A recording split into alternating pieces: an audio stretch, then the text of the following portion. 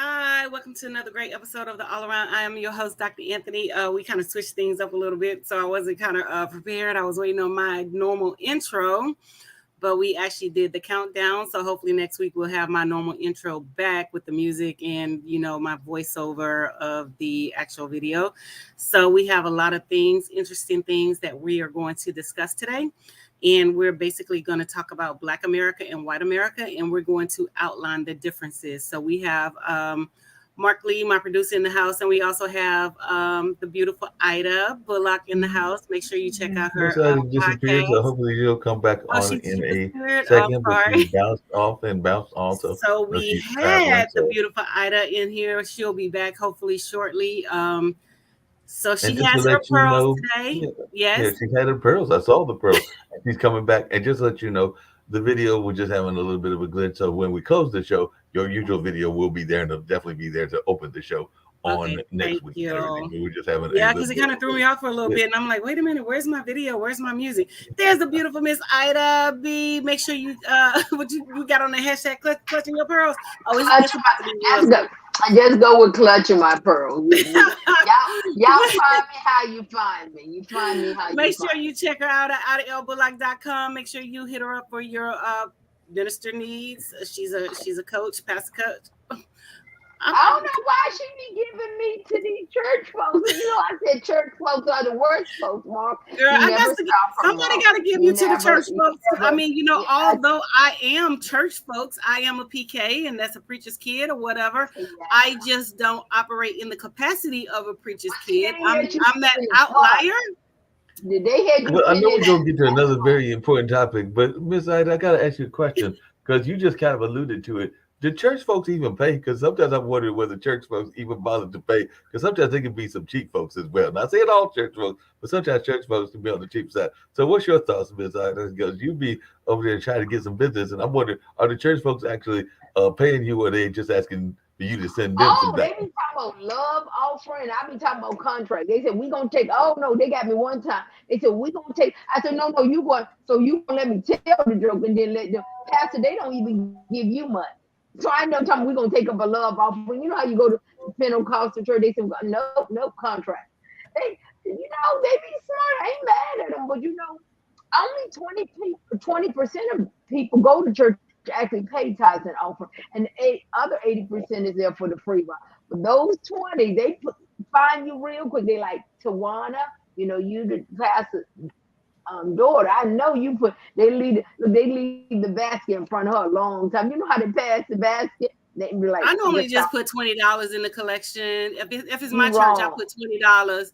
If it's Wow. somebody else's church, I put $10. Uh, So Dr. Anthony, you don't fall for that little trick where they ask, for the they do like the Building scaling up. So fund, ask the for the building dollar fund. first, then ask for the $5, then ask well, for the thing about it is, if it's my church, the church that I physically belong to, I will put more. If it's somebody else's church, I'm giving the bare minimum, and I normally give between $5 and $10 because So my she done my told you what's up.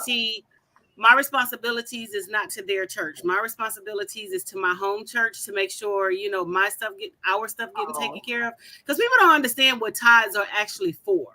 They think that because a lot of people see that the people are tithing, and they see that a lot of ministers misuse the tithes and things like that. But the tithes is to pay the people who work in the church, is to pay their salaries, and it's also to pay the church bills. That's why you tithe, and that's why they ask people to give 10% of their earnings and things like that.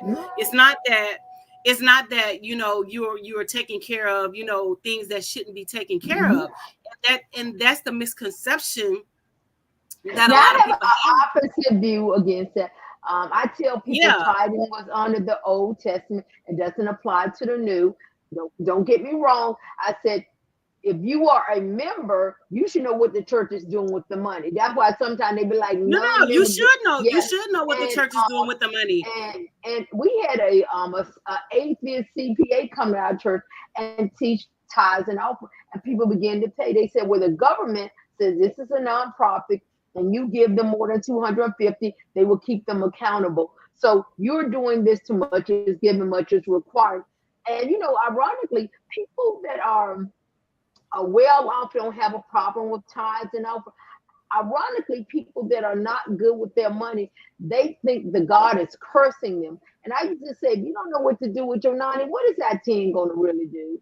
And I just think people pay their light bill, give the last, and they are not good with financial management. And I always I do a set of jokes, Malachi, to keep my name out your mouth. I think the church, I get on my bandwagon. The church is a great I think the church is still the number one go-to for the Black community until being Crump and TikTok and other have shut them down. But I think it's such a missed opportunity, for wellness. And I know you're a PK kid. And I could tell when I went to a church and I could tell I paid quite a bit of tithes and offering. Let me tell you, because I'm in the church. How you doing?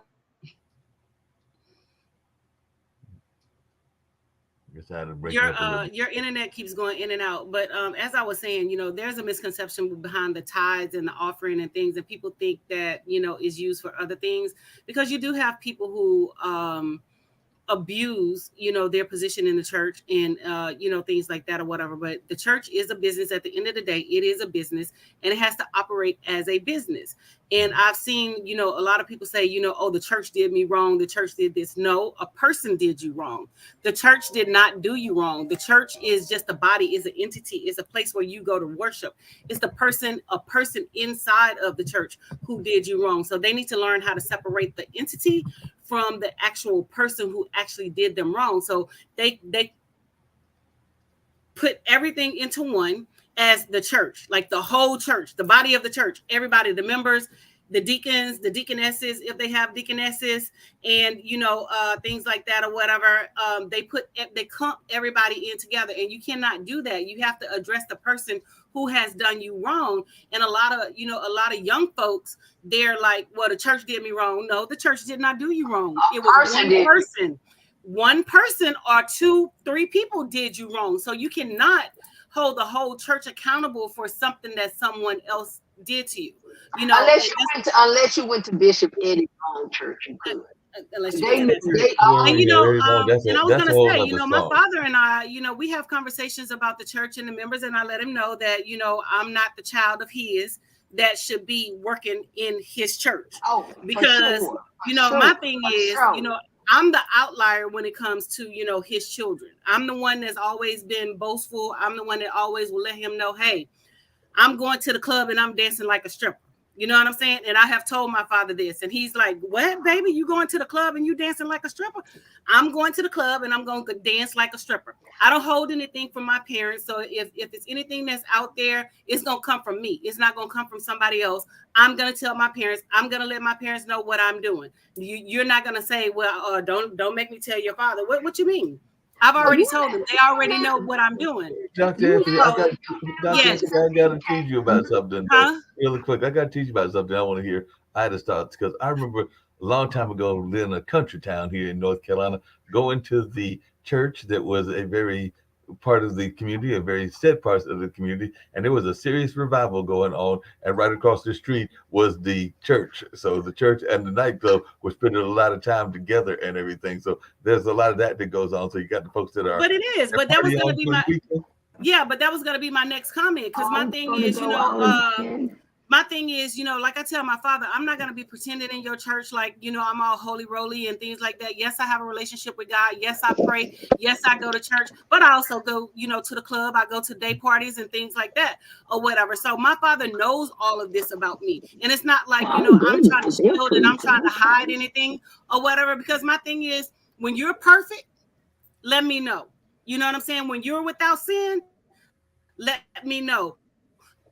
But like I tell my father, I'm not going to be up in the club with your members and then come on Sunday, they don't want to speak to me because we both in the club shaking our ass. And then, they up at the pulpit and the altar acting like they holier than thou. So, I'm just like, I stay in my lane when it comes to, my father and his church or whatever. I don't overstep my boundaries when it comes, because I already know I'm out there. I'm in the world. I still do worldly things, and I'm not about to, give people a false narrative of who I am as a person. He knows I go to the club. club. He knows I drink. He knows I do all of this stuff. He follows me on social media. We have conversations about this stuff.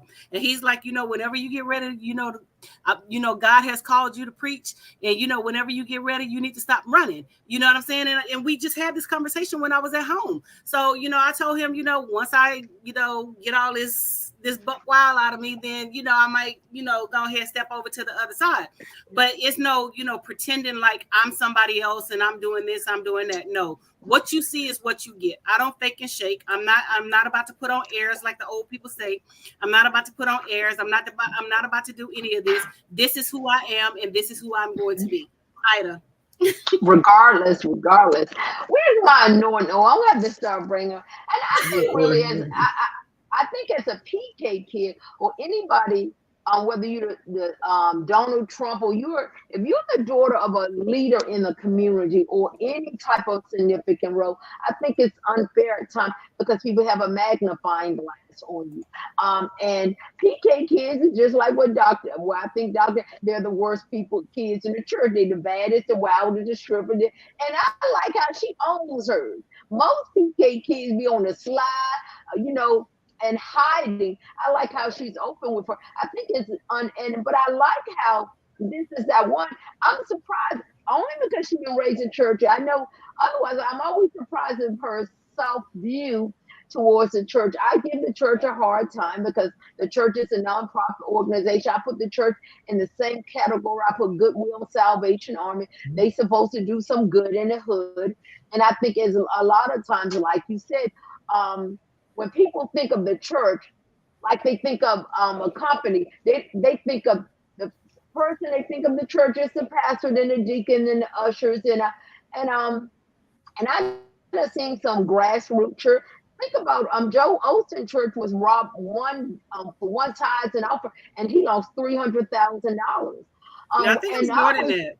And I always say, why is it the Black church have a different type of preaching than the white church? I go to a multiracial church, and I think sometimes the problem of the opportunity, I think, when the Black church, they preach down to the people. You got very smart, educated people come in there, and do you have some people to come there? They have an unreal expectation on what the church is going to do. And again, I just had a girlfriend. She's going through a divorce. And she said she got all this going through, and she blaming the church. So, I don't think I'm going to be able to say. Well, I disagree with that. I don't think they preach down to the people. It's just like social media, right? Facebook, TikTok, and all this other stuff is a business, correct? So we're going to look at it in terms of, being business minded. The church is a business at the end of the day. It's a 501c3. And if you don't know what that is, that's a nonprofit organization, and it has to run and it has to function as a 501c3. Now, when people say that, their money is not being utilized properly, they have to answer to the government. They have to file taxes. They have to do all of these things. And Ida made a comment. She said that some people think that the church, the pastor is preaching down to the people. My thing is, get them skeletons out your closet.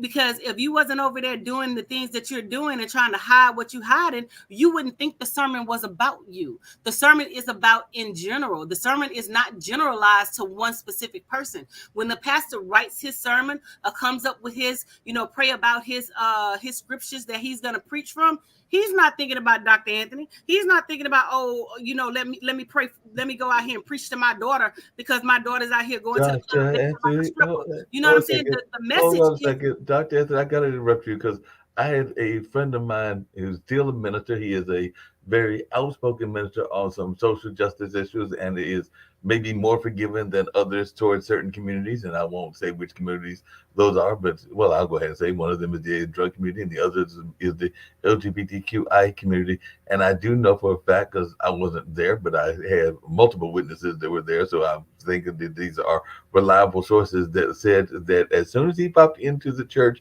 of a different pastor, that pastor literally changed his sermon to make it almost an attack on him and some of the things that he wears. And but how do you know he changed his sermon? How do you know that this sermon wasn't already premeditated and already wasn't on the lips of the pastor? You know what I'm saying? Pastors, and I'm not saying that they don't. They probably do. But I know from speaking from experience, growing up in the church, I was raised in the church, lived in the church practically, or whatever. The message is general. It's a generalized message. And, like I said, if you didn't have them skeletons in your closet, it wouldn't be a problem or whatever. That's just like on social media. Question, Pearl.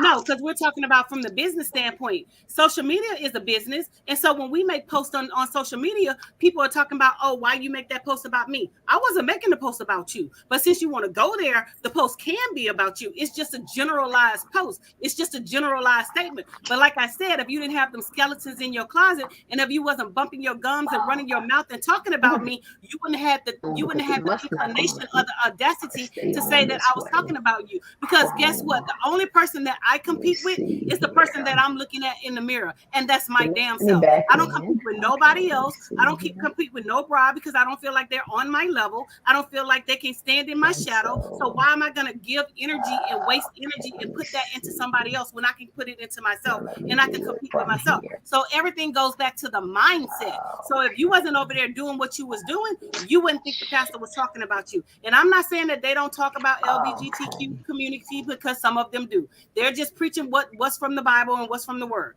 And like I tell people all the time, your sexuality has nothing to do with me. That's between you and your maker. Whatever God that you're praying to, that's between you guys. What affects me is how you treat me as a person. Now, if you treat me horrible as a person, then I have a problem with you. But if we're good and we can get along and we can discuss issues, I have a bunch of gay friends. We talk about the LGBTQ community all the time. We talk about issues all the time. Because my thing is, you have to have those courageous conversations in order for change to take place. And if you're out there and you're not able to talk to people, then it's a problem. People are going to be who they are. Hell, I was in a relationship with a married man. So what makes me different from an LGBTQ person? A sin is a sin. No sin is greater than the other. So am I better because I was still in a heterosexual relationship with the married person? Or are they worse because they're in a same sex relationship? So if we're gonna look at it from the standpoint of being biblical, no sin is greater than the other. You know what I'm saying? And what it says, who lives without sin, cast the first stone.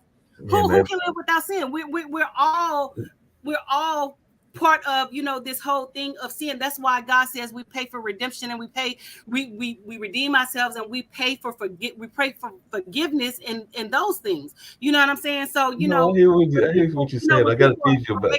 That's just like when we're having these discussions, and I'm talking about white women. Am I talking about the whole masses of white women? You know what I'm saying?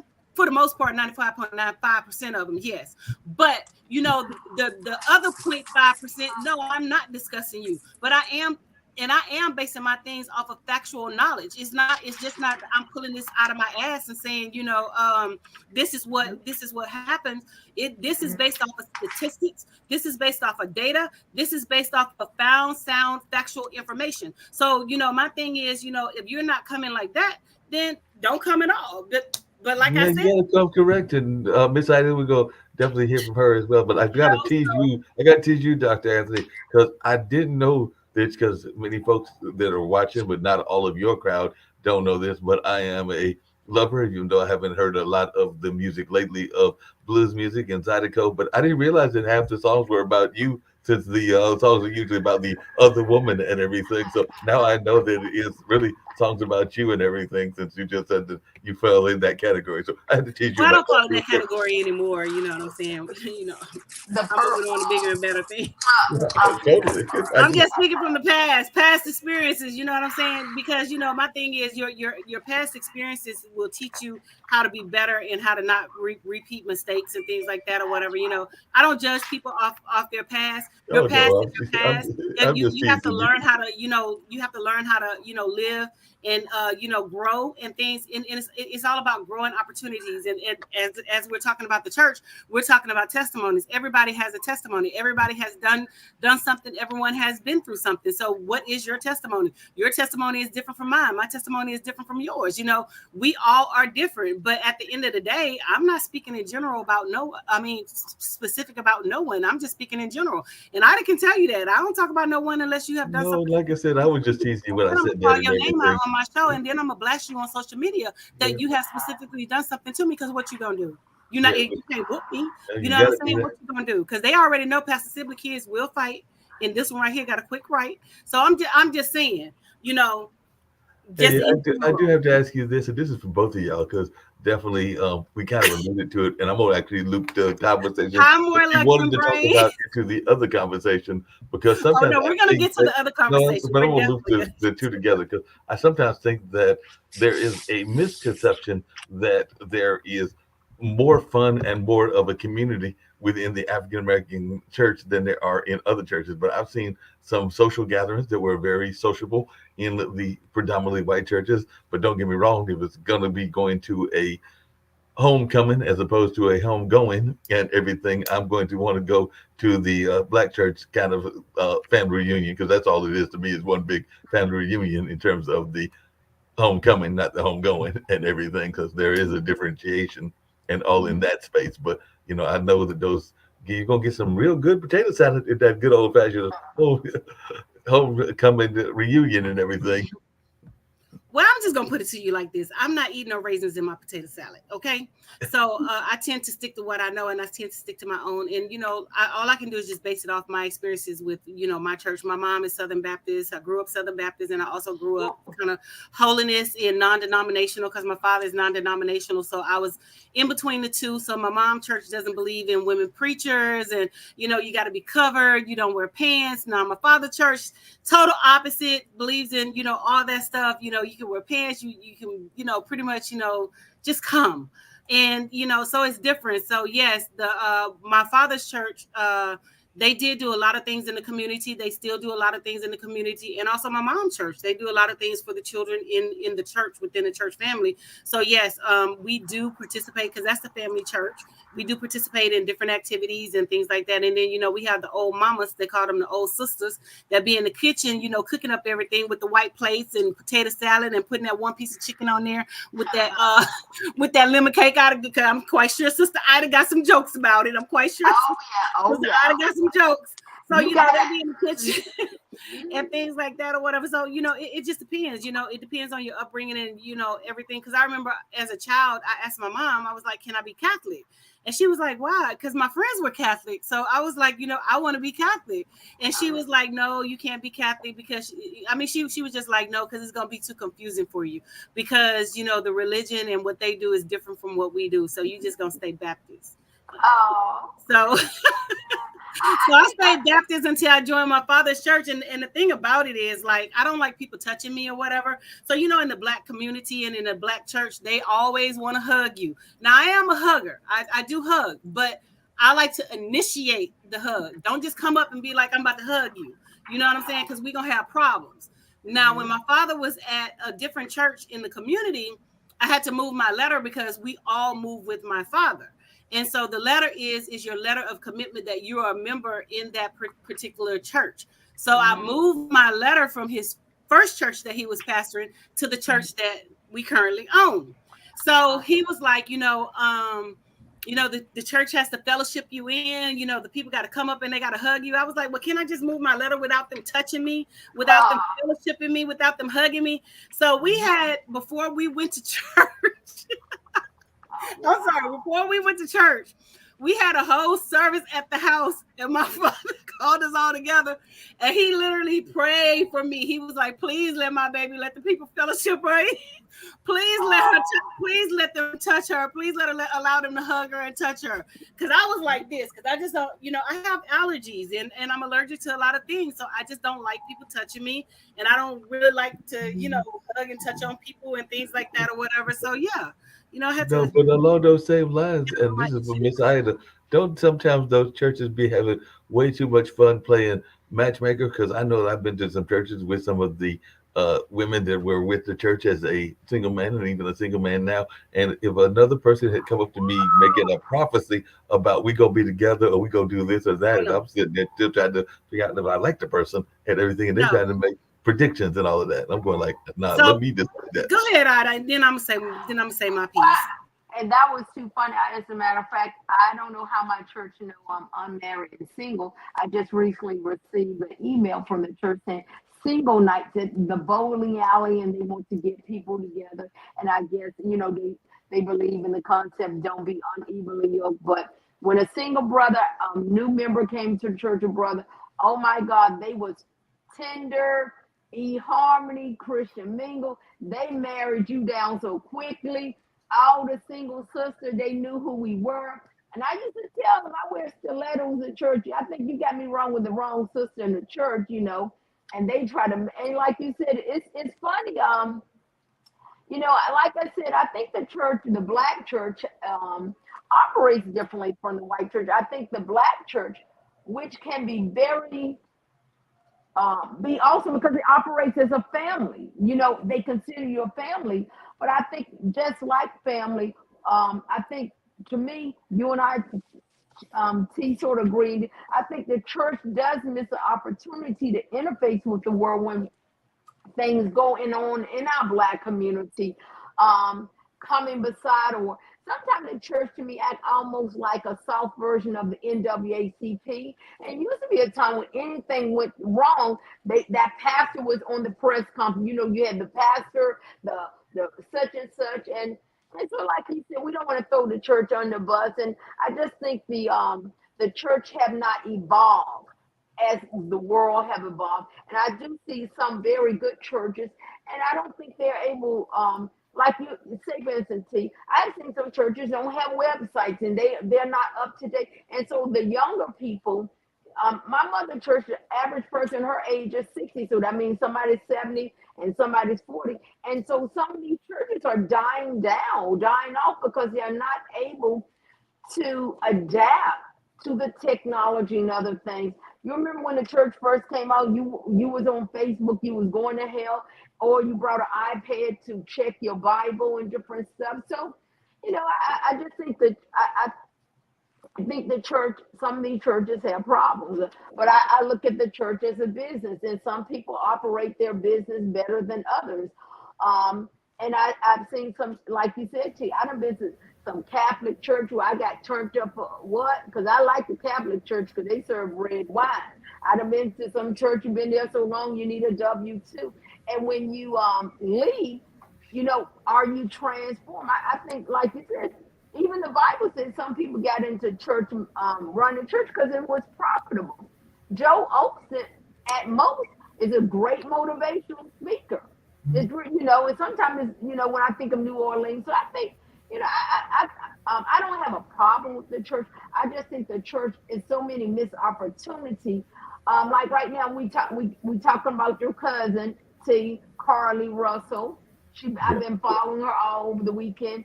And, and her father is a pastor. Her mother, father, pastor. And I sat them watching him on national TV, and she was telling so many lies he couldn't even say nothing. He was like, I rebuke you in the name of, and they knew that they made memes about it. And so No, besides, she just came out today saying that she's admitting that the kidnapping was a hoax. I was just telling Dr. Anthony that earlier, and she's also those charges are coming. She's going to. I mean, she did what she did. Because I never voiced my opinion on it because I wasn't really feeling it. So I'm not gonna voice my opinion on it now because I wasn't really feeling her or it because I just didn't feel it in my spirit. So that's all you. It was almost like you big old dummy. You want to, now they're throwing her with what was that young man from? That he did the hoax with the two African guys and said he was attacked. So Justin Smollett, what is his name? Yeah, I'm trying to remember his name, but you also had that. You also had that woman that claims that she had the whole incident with the drowning. I think that was in South Carolina, and that found out to be a lot of lies to that story as well. And the reason they are really coming for her, because she brought the white folks. She said a white baby was missing. They never believed it, but she had people thinking you got people out here snatching up white kids. See, that's where she went wrong. And what we learned, the FBI and the government is well in tune of everything we do because of the technology. They broke that down. So you could see in the press conference, which they had another one today, they was trying to stop laughing. You could see the sheriff and them was holding back because it was so incredibly stupid. Now they done dragged it. You're not a nerd. You didn't even graduate. You flunked out of college. So what we've come back to, what we always, The But now they government try to knows. use it. They try to use it as a bully pit to talk about other issues, and the issues are important because I know that her boyfriend has asked us to think about her mental health, and some people are talking about the bullying that apparently she went through and everything. So they're using it to talk Nah, about some serious but issues. the thing with Dr. A, and I hate to let her get on her bandwagon, but I'm gonna give her back the floor. We do not allow the black community to have mental illness. We can be cray running down the street butterball naked, unlike our white counterpart. You know, they will give her a pass. And I think for the black community, I watched several commentaries on it. You know, this young lady's 25. She's trying to find out life. You know, she got all these underlying issues. Was it a dumb move? Absolutely. Now, should we bring her to the front of the pew in the church and work and lay hands? Or how should we really address the issues with these people? And once again, the black community is divided. Um, Black folks, you know, you remember until the sniper, we used to say black folks didn't do mass killings. We had certain things that we said in the black community that we did not do because we just operate. And so they call it a hoax, you know. And like I said, she being charged because she put a white person in there. They were always looking for that white baby, like one that comes to Ball Street, a white, you know. And they knew everything she did. Now, also, I believe someone helped her. They found a mattress in wood. Now somebody else is going to get charged, but I felt bad for the mother and father who was on TV, and they didn't have a clue what their daughter had done. And there was, you know, everybody. So many people came beside because once again, the white news reports said, "Yeah, y'all always saying we not looking out for the black folk." Now it was worldwide, and I think she didn't realize it was going to go that far. I think that young lady, in her little way of narrow way of thinking, wanted to get her boyfriend attention. She was in the woods unblocking her boyfriend. They got all her activities. So you just say, you know, and Dr. A, you know, you're the blackest of the black when it comes. So I'm surprised you don't want to chime in on that because I think sometimes, Doctor, you my boo, my babe, my friend, but you always give the black folks a pass. See, now this one is when Candace Owens was right. I hate to give CO the coon, or I don't like calling She's people never that. right. No. She was right because, like I said, black people, we don't know how to leverage the news, the media. It was a dumb mistake, and then she keeps doubling down. Every time she doubles down, now you know. But that has nothing. But that has nothing to do with leveraging the news and the media. She just didn't think this. You know what I'm saying? She just didn't think it She through. didn't think she was gonna get came caught. up with a dumb idea, and she thought that, you know, hey, I can do this and I can say that, and then this X, Y, and Z is going to happen. She never thought that it was going to get the attention that it is, you know, that it garnered or whatever. And like you said, they were looking for the white baby. They wasn't looking for her. They were looking for her, but Dr. Anthony, along those same lines, there is a major movie out. We were talking about it, and it's not the movie that you're thinking about, even though we'll get to that later. But there's another major movie out that is laying hands or talking about a major issue that is in the community, but it's leaving our part of that conversation out. And I was wondering what y'all are thinking about this movie about human trafficking called The Sound of Freedom. So a lot of people are jumping on talking about this movie and how exciting the movie is, but it's talking about it from the perspective of the people that they were investigating, and the investigator who was white, I believe, going down there and investigating. But they don't talk about the trafficking that's going on, even of our own organs and our own body parts that is part of the. Well, of course they're not going to talk about that because that's beneficial to them and to their lives or whatever. But you know, my thing is, I was sitting in a conference at the state of Maryland when I worked at the prison system. And so the white lady who was presenting was talking about sex trafficking. Mm-hmm. So when she mentioned sex trafficking, the shit pissed me off. So I had to check her ass real quick, because what you're not going to do is you're not going to talk about black men in that capacity like it's a black man thing. It's not a black man thing. White men started this. White men fly out the country all the time and go have sex with these young Latinos, with these young Asians and things like that. How do you think they got all these diseases? They didn't get them from black men. Passport brothers. I'm not saying that black men wasn't doing it, but I'm just saying in recent years, the black man has just started, you know, picking up and doing the things that the white men are doing. So they're following in their footprints and their tracks and things like that. So I basically had to shut her down. I said, because I have a black son, I have black brothers, I have black uncles, I have a black boyfriend, I have black cousins. So what you're not about to do is you're not about to label all black men as a sex trafficker. You know who she had pictures of Bishop Don Juan.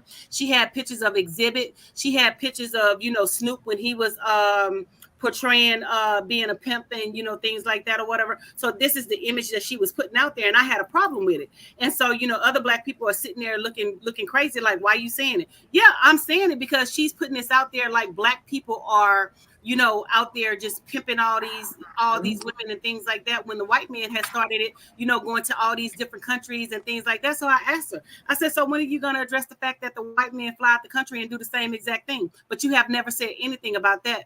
She turned beet red. You know what I'm saying? But my thing is, if you're going to talk about it in all capacities, talk about it in all capacities. Don't, just talk about it and have sound bites of what you want to say to target a person that you want to target. You know what I'm saying? And don't get me wrong. Black men may be into the sex trafficking ring, but who started it? Well, to that same point that you're saying, and I hear what you're saying, and I agree, because if you hear some of the media talking, I remember the movie American Gangster, and yes, that gentleman was very much involved in the drug trade. It was very heavily involved in the drug trade, and the same thing can say about this movie, because apparently the movie paints one of the major sex trafficker as being an African-American gentleman that is one of the major players in the game. But I'm going like, that's why we cannot believe anything in the movies. They painted Stagecoach Mary as white, and she was actually black. They painted the first Cowboys as white, and they were actually black. So, we cannot, and that goes back to, what we were talking about previously, Ida, about, Tyler Perry owning the studios and putting out our narrative and our versions of, history. Because if we allow them to put out our versions of history, they're going to whitewash it, and they're going to put out what they want to put out. You know what I'm saying? Black men didn't start sex trafficking. White men started sex trafficking. You know what I'm saying? So this is a movie that I probably won't be supporting. But they've been doing that for a while, because Dr. Anthony, if you took a look at the paintings that a lot of Europeans are very proud of, like those of Michelangelo and a number of others, that was actually, they were commissioned to paint over the images, because the images were actually of the way that the Middle East really was, which was black and brown people, and they were commissioned to make those paintings more Anglo and more Europeanized and everything. So they were actually commissioned to do what they've been doing. And I get it, but if we really want to talk about, the historical aspects of, like sexual, relations and things like that or whatever, we can talk about it right here in America, because, back in the day when they had hotels, men slept in the same beds with each other. They didn't have separate rooms. They slept together. If they really want to, if we really want to get, the history behind, the whole sex thing. So they were already sleeping with each other, and then going back sleeping with their wives and things like that. So, gayism has been around, and, it's been around for forever, but people don't want to look at it from a historical aspect and, things like that or whatever. So it's been out there, and, like I said, and if they want to call it pimping or whatever, pimping hoes, pimping bitches, that's what they call it. We have to look at where it started from. We have to look at the root cause. And like I said, it's not going to address the root cause, because they started it, and they're going to paint it as if Black people started it. Black people didn't start this. White men have been doing this for years and years and years, and they have been infecting these young women with HIV, STDs, gonorrhea, and all kind of things, over there in those third world countries where they go to those different brothels and things like that. Now the black men are getting hip to it, so now the black men, guess what they want to do? Go to those third world countries and hit the the young women and things like that, and then a lot of times I watched the special or whatever, they pay extra if the girl is a virgin. You know what I'm saying? So, they have been doing this, so my thing is, like, if we're going to tell the story, tell the whole story. Don't tell parts of the story. Yeah. Well, I haven't seen the movie, and I will make sure I watch it this week. Go ahead and watch it, Ida. I probably won't be watching it. You should, because I'll allow you not to. I know you be on your thing and watch. I want to watch that Jamie Foxx movie. What, they clone Tyrone? I'm not a big movie buff, but anything dealing with Black people and Black history, and like you said, I think like it's. Wait a minute, back up, Ida. They clone Tyrone. I like the title because it's like almost like one of the. They clone Tyrone is on Netflix right now. And, the movie came out last week. Barbie, and and then it'd be some Oppenheimer. I'm not a big movie buff, but I will watch the commentary, and they're saying it's a male Barbie is a male bashing movie, and Oppenheimer, so Barbenheimer. They're saying you need to watch both of those movies together, you know. And like I said, I like how Dr. A is a strong, angry historian of the Black people.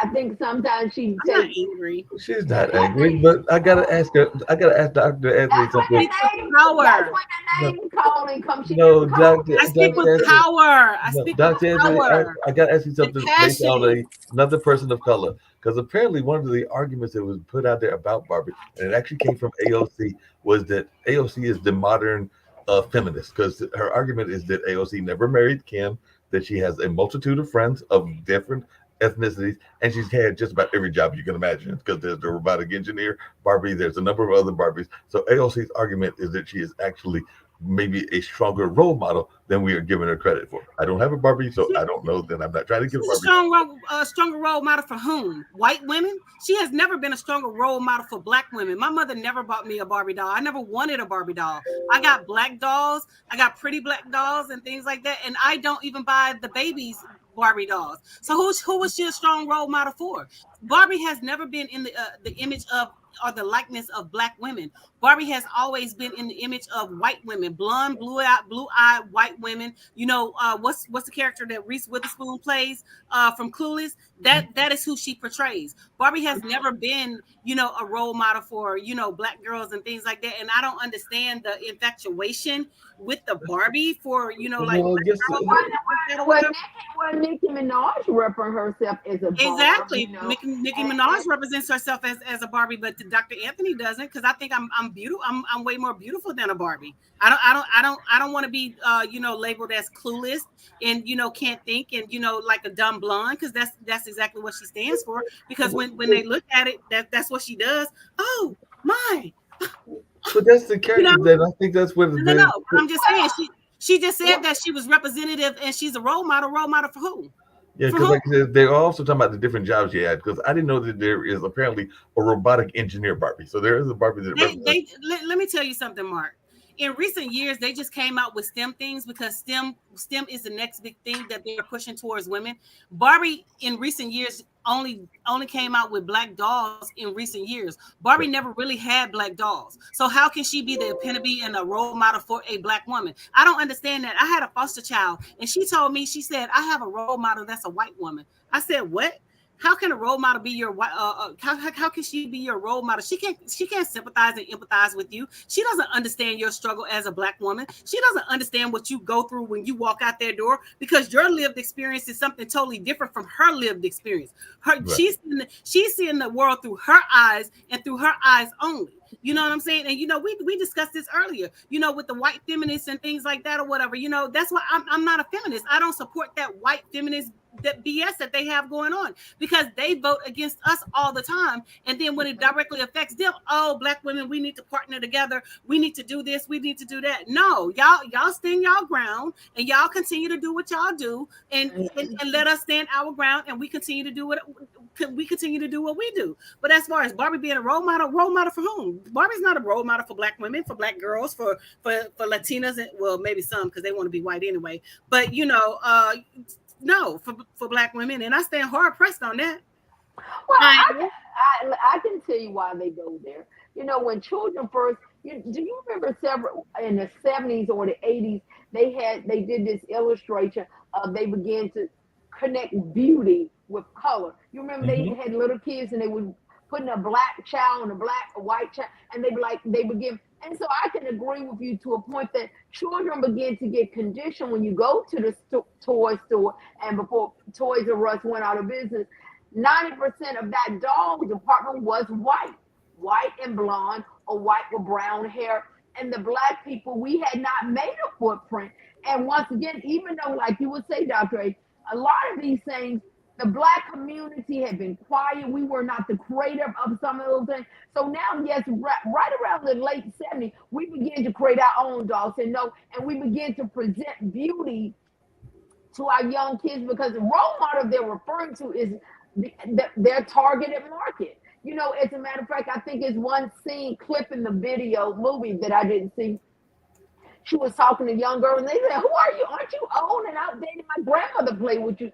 And so and so I can understand how they're making the spin on the second runner up to a doll baby that I would hear people. Pocahontas. You remember they began to get fascinated with Pocahontas, and a couple of years ago Disney came out with that movie with the little Indian girl. Will America ever truly try to correct itself? No, that's not the intent. I understand what you're saying. But from a role model, that was the role models for the 60s, 70s, and 80s. And then when black people, we began to take back our own, we realized that we were perpetuating that to our own young daughters, that this is the standard of beauty. Just like in Africa and Jamaica, you still have our black women bleaching themselves, making them. So, these are, like you said, these are very complicated conversation that must be had. And like Dr. Anthony, there was a film, and I'm actually going to pull up the part that I'm looking for and everything, that unfortunately was made almost 20 years ago, but I think that it is still relevant even to the conversation. And the scary thing is that it's still relevant. But I'm definitely going to play it. It was a film called A Girl Like Me. And then I think it kind of fits into what we are talking about and all along those lines. So if you give me a minute, let's hear this little bit of A Girl Like Me. Conducted a doll test with black children. He asked them to choose between a black doll and a white doll. In most instances, the majority of the children preferred the white doll. I decided to reconduct this test as Dr. Clark did to see how we've progressed since then. Can you show me the doll that you like best or that you'd like to play with?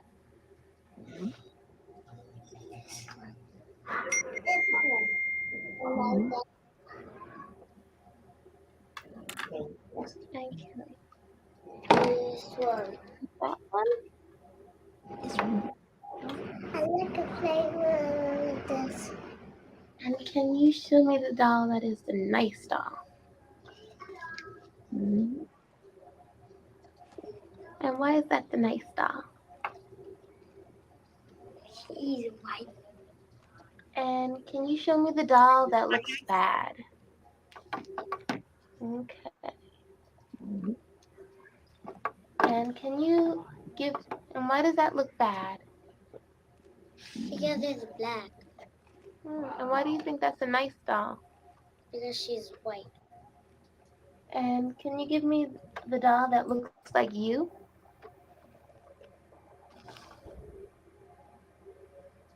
"15 out of the 21 children preferred the white doll." That was from 20 years ago almost. I think that movie was made in like 2000. But it's so relevant to today, because even in the standard of beauty, in the image in the modern world, they look at white women as the standard of beauty and things like that. And Ida, you and I discussed this, I think, a couple of shows ago, how white women adopt and take upon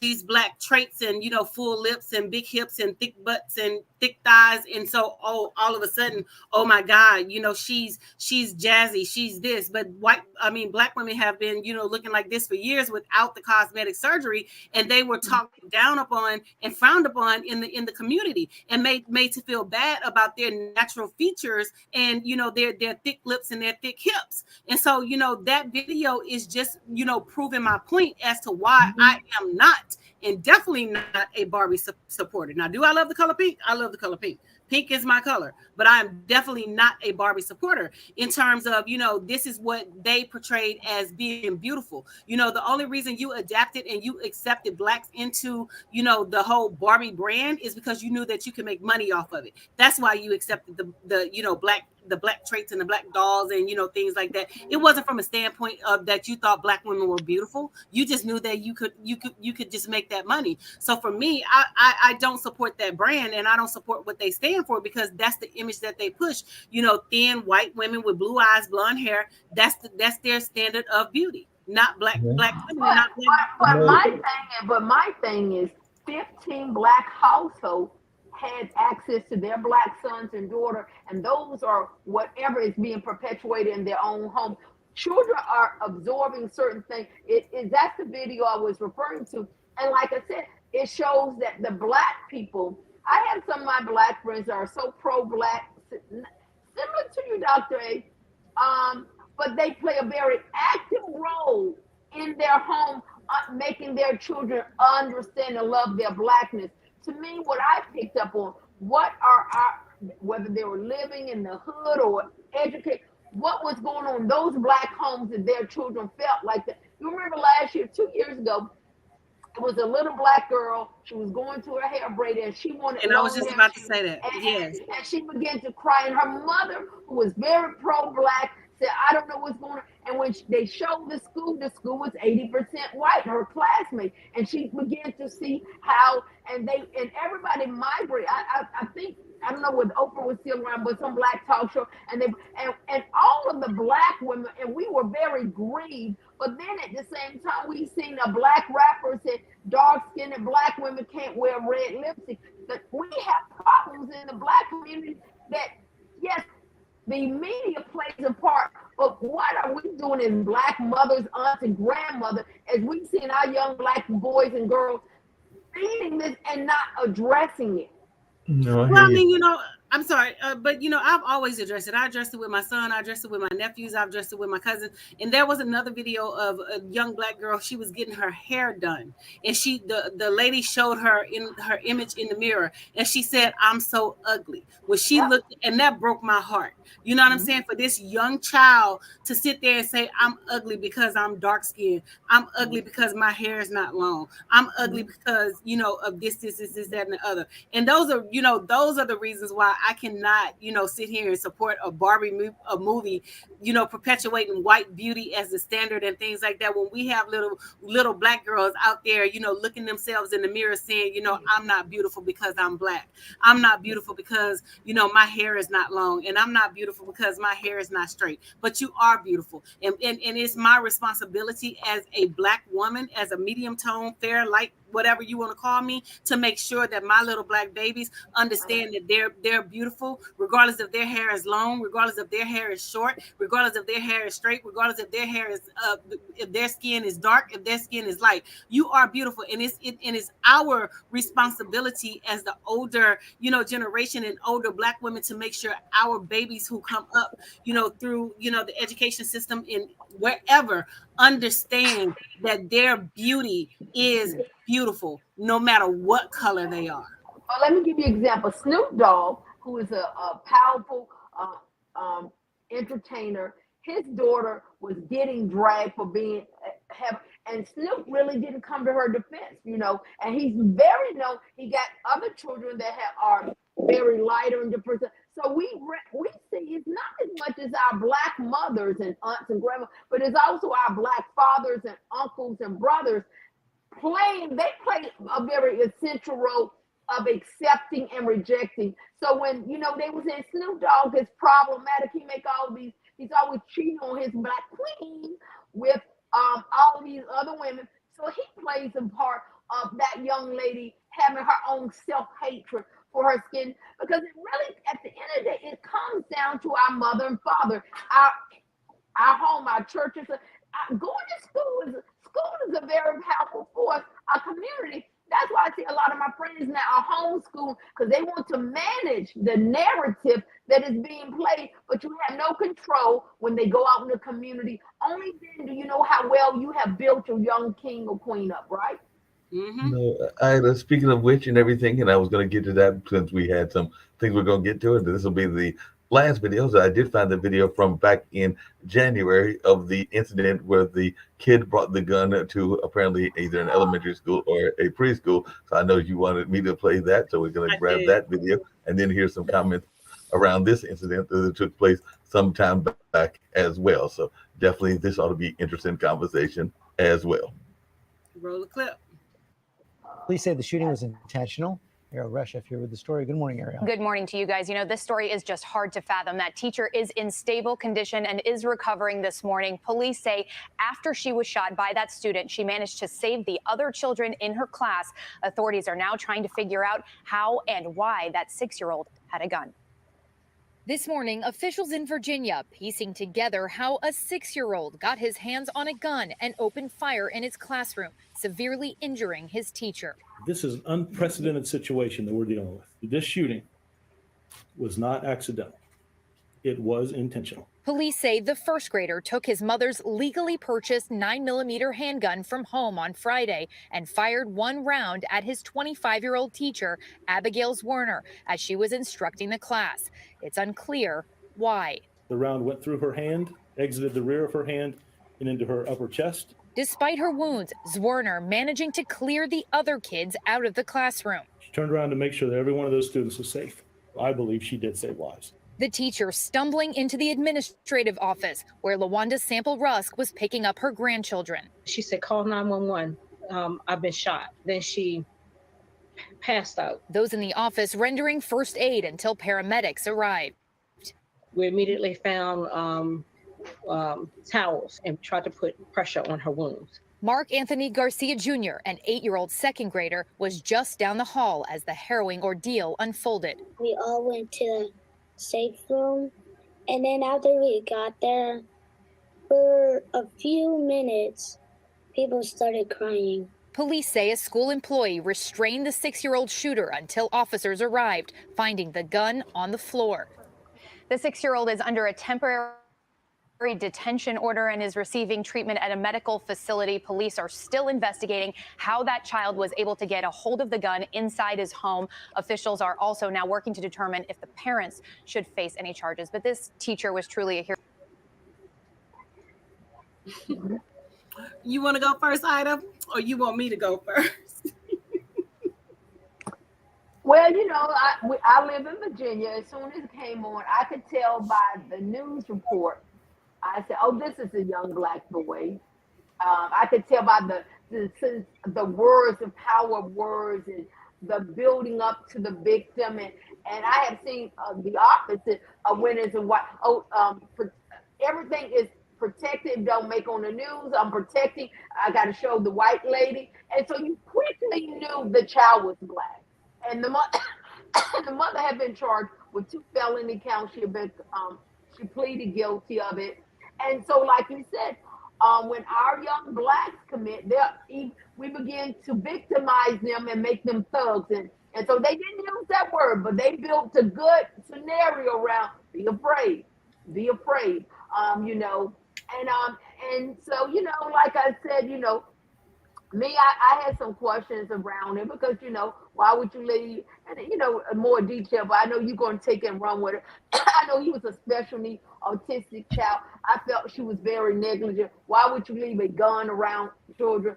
So I didn't make that a race issue, but the media made it a race, and I know you're ready to run with it. So let me just go and start clutching my pearls. Before you run with it, there is a major commercial that is actually, I think, a white couple that is running into that issue, and I forget what the commercial is like for a public service, but they are literally running around the house, finding out where they kept the gun, and in this case, they're keeping it in a drawer, like where you keep your clothes at and everything, and then they run upstairs because they are afraid that the kid who is their son has gotten the gun and eliminated himself. So this is definitely a narrative that is out there. So I know a lot of people are concerned about the nature of guns and people that are storing the guns and not thinking about making sure that they are 100% secure. But then I'll turn it over to you, Dr. Anthony. I mean, it's very interesting that, you know, they're talking about how, you know, the mom was negligent with the gun or whatever, you know what I'm saying? And it's only negligent because she's black, because in all of these other mass shootings or whatever, you know, they had all these guns in the houses, and, you know, the kids had access to the guns, but the parents wasn't charged. You know what I'm saying? In the Columbine, you know, the parents wasn't charged. The other situations in Miami, was Stroman Douglas, the parents wasn't charged. You know what I'm saying? In the case in with the kids that were being killed in the other place in upstate or whatever, the parents you know, well, he actually killed his mama, but you know, the parents wasn't charged, and they never say anything about the parents being charged. The white woman drove her son to kill people across states. She wasn't charged. You know what I'm saying? So, you know, when it comes to black and white, it's a strong difference and things like that or whatever. Do I think the parents should be charged? No, I don't think the parents should be charged. So they're trying to make it seem like this white woman is a saint. No, this white woman wasn't no saint. And if this little boy felt some type of way about her, she did something to this little boy. There was those small microaggressions that happens inside of the classroom that they deal with on a consistent basis that they never talk about. Hell, I dealt with it when I was in elementary school. You know what I'm saying? I had to write a letter, and I have documentation where I had to write a letter to the administrator of people, especially Asian women, coming up to me talking about, Dr. Anthony, can I touch your hair? And before I can even say anything, here they go sticking their hands in my head. So I know if you're doing it to me as an adult, you're doing it to the child. So don't sit there and say, oh, you don't know what she did. No, you know exactly what she did. And the thing about it is, they pick on, yes, I'm saying pick on. They pick on African-American men because the statistics and the data don't lie. You know what I'm saying? They pick on young Black boys, and the leading person that's in special ed right now is young Black children, especially young Black boys. So I'm quite sure she did something to tick him off. Am I saying the child was right to bring this gun to school? No, I'm not trying to say that the child is right. But at the end of the day, you're not listening to the child. You're not listening to the concern, because all communication, all behavior is some form of communication. And the first thing that they want to do is put our children in terms of, special ed instead of dealing with the situation at hand. So I'm quite sure that she does something for him to be reactionary, because when you're working with children, especially Black children are relational people. They build relationships with their person that's in charge. And so I'm quite sure she had done something or said something out of the way to make him feel some type of way in terms of wanting to hurt her. Am I saying it was right? No, I'm not saying it was right. But you have to look at those warning signs, and you have to look at that behavior and to determine. And I'm quite sure she brushed it off, because that's what they do. They don't listen to our children, and they perceive it as, a different way and things like that. But my whole point of wanting you to play this video was not really to address her, but to address the law enforcement who wants to bring charges up against the parent. Now, one time, have you heard anybody saying that they want to bring charges up against any of these white people and these white parents that supply their children with guns and things like that? Well, that's what I wanted to get to, because I was going to bring up one of the clips. Kyle Rittenbacher, his mammy drove him from one part of the country to another part of the country, and he killed 6 people. He couldn't even legally buy a gun. Somebody else bought the gun. But do you think that they're arrested? Did they arrest him? No, not at all, because I'm actually going to play the commercial, because like I said, they are white women, the white couple that is involved, best I can tell from the voices. I'll play the commercial, and I personally think that these folks need to be arrested based on the way I heard the commercial when I first heard it and everything. But I want to hear y'all's thoughts about this and everything. So let's listen to this particular commercial as well, and y'all tell me y'all's views when you hear it. All right, I'm at the house, and I'm gonna head inside. Okay, come on, this door. I'm in the house. What do you see? Let me check the den. There's nothing in the den. Let me check the kitchen. There's no one downstairs, it looks like. Then running? Wait, what was that? I put it on to run. I don't know. Let me head upstairs. See what's going on. It might be, but it's not on. Oh, are you looking up? Sorry. What the? Did you shut this bathroom door? No. Oh no. What? It's not here. What do you mean? The gun's not here. What? Where is it? Oh my God. What's going on? Cam. Oh my God. What's going Cameron, are you in there? Open the door. Cam, please, please, open the door, Cameron. Come on, Cam. Ooh.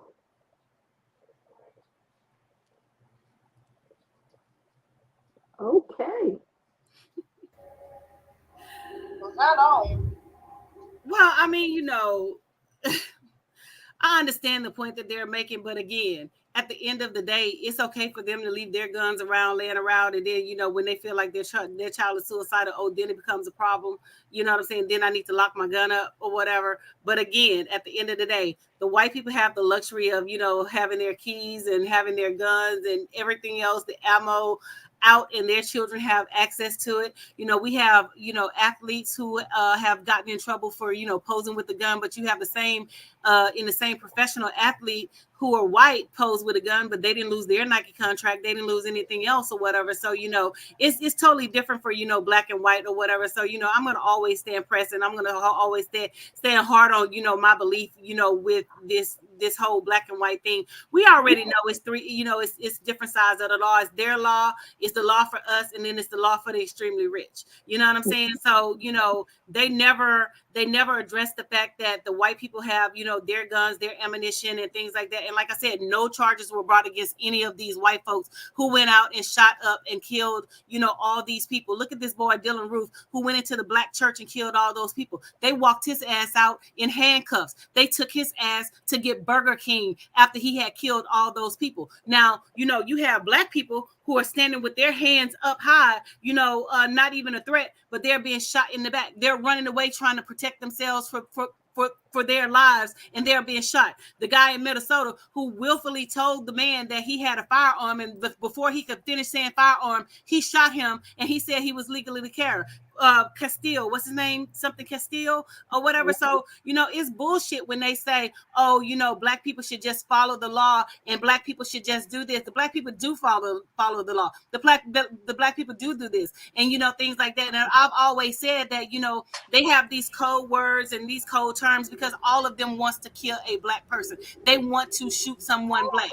And that's just the bottom line to it, because you can't sit here and tell me that these people are not scared. If you scared, then say you scared. Don't get a job in damn law enforcement if you scared to be around black folks and if you scared to work with black folks. Just like over in Prince George's County, when those two black boys went up to the police station and started shooting at the police station, and this white cop killed the black cop, talking about he thought he was one of the suspects. How in the hell you thought that he was one of the suspects when he had partnered with you and when he had worked with you? So that's bullshit. You know what I'm saying? So they all have this vendetta against black people, and they all want to kill one of us at any point in time. So we're damned if we do, and we're damned if we don't. I'm sorry, Ida, go ahead and clutch your pearls. Woo! Goodness. Oh man. Just take it, Mark. Take it over there. Take it, Mark. Take her. Yeah, like I said, she needs some help. We're gonna get on out of here. And I don't know if she's got any closing remarks, but that was a powerful ending and everything. But there's a lot of conversation that needs to be had, and we got to be real about the discussion. And we've had another powerful discussion. We got to the videos that Dr. Anthony wanted, which is a good thing, and I added one or two as well. So we're getting ready to wrap everything up. Any thoughts about how folks can reach you?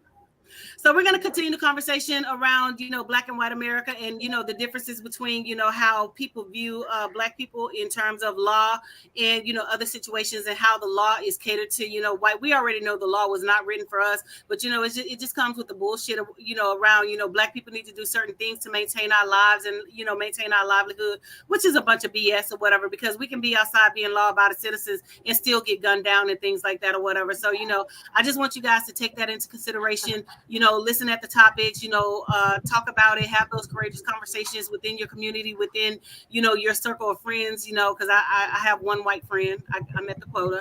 I got one white friend, just like they do us. We have one black friend or whatever. So I got one white friend, and she understands my thought processes because we have conversations around this stuff and things like that. But the clock on the wall says that's all, and we're going to, you know, call it a night. And I want to thank Mark and Ida for their commentary, and we will see you back here next Monday. So get ready. Make sure you click like and share. Oh, and I just want to tell you guys, you know, we made it to the top 10 on the show. So keep watching, keep following, and keep sharing. So we are in the top 10. Yay! Oh my God. Oh my God. Oh my God. Thank you, Top Mark. 10, maybe number one Top by 10. next week. With a bullet rising. So let's keep this conversation going. Bye.